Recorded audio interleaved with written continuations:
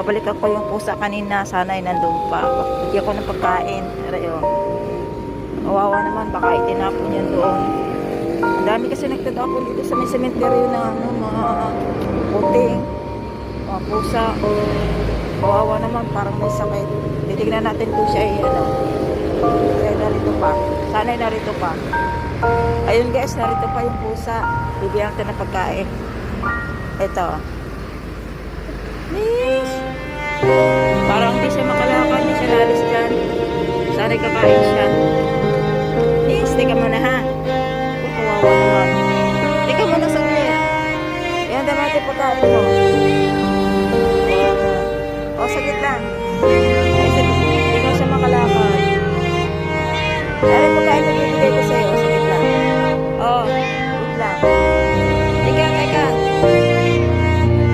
Dito. Kaya pala doon sa makalakad. Yan, may sakit siya. Kawawa naman. Yan, bibigyan kita. Sobrang payat niya. Kawawa. May sakit pala siya. May monkey.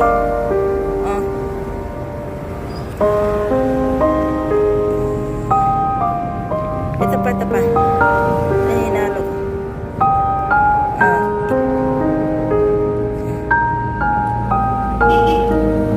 Kawawa naman. Siguro tinapon niya dito. Kain ikaw.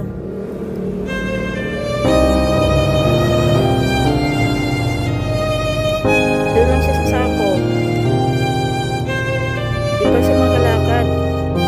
Kawawa talaga. Pagkaganto.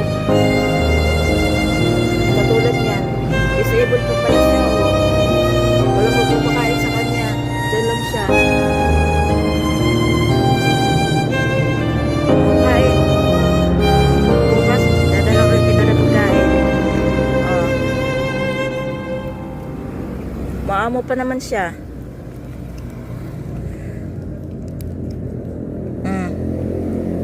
Kawawa talaga.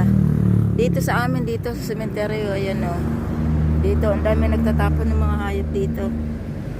Katulad nito, tinapon siguro ito. Kawawa.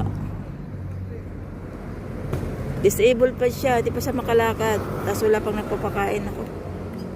Ang dami talagang mga kawawang mga hayop. Napakadami. Yung mga taong walang puso. Kaya di ka. Mabuti nga lang, malapit lang to sa amin. Pwede ko siyang dadala ng pagkain araw-araw.